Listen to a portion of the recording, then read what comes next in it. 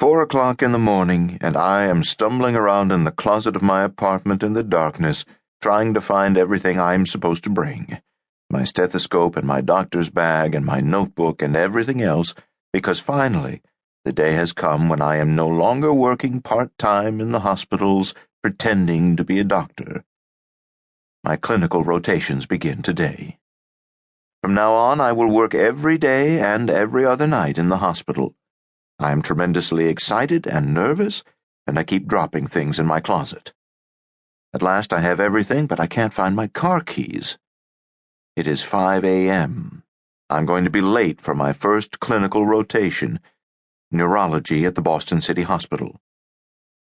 The old brick buildings of the Boston City look more like a prison than anything else.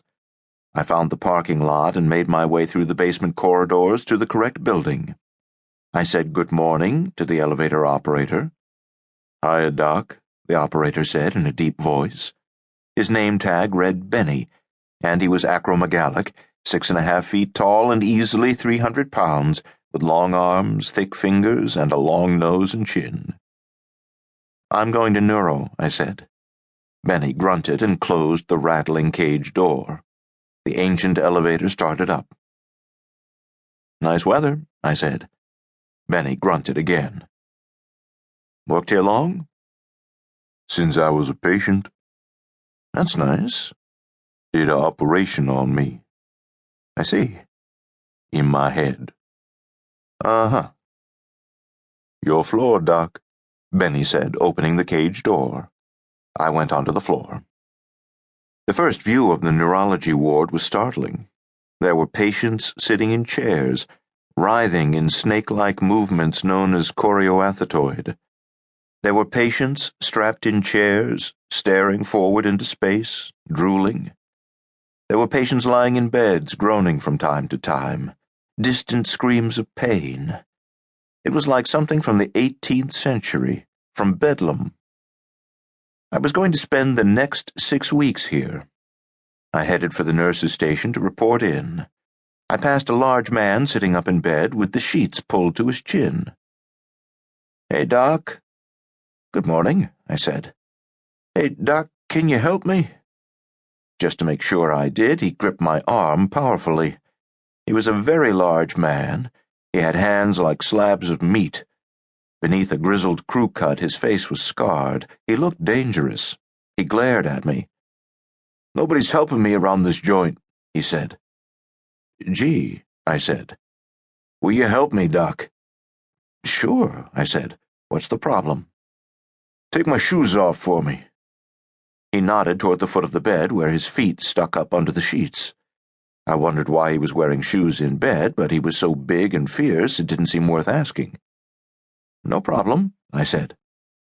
He released my arm, and I walked to the foot of the bed. I lifted up the sheet. I saw 2 large bare feet, 10 toes, or actually 9 because one big toe was missing.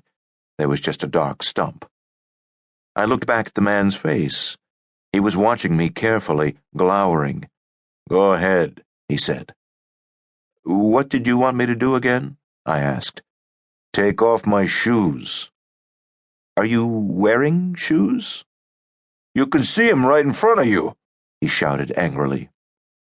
I pulled the sheet back so he could see his own bare feet, but he just nodded. "Well, go ahead." "You mean these shoes here?" I pointed to his bare feet. "Yeah, the shoes on my feet. What are you, blind?" "No," I said. "Tell me, what kind of shoes are these?" "Just take 'em off." He seemed so volatile. I had no idea what was wrong with him or how to proceed.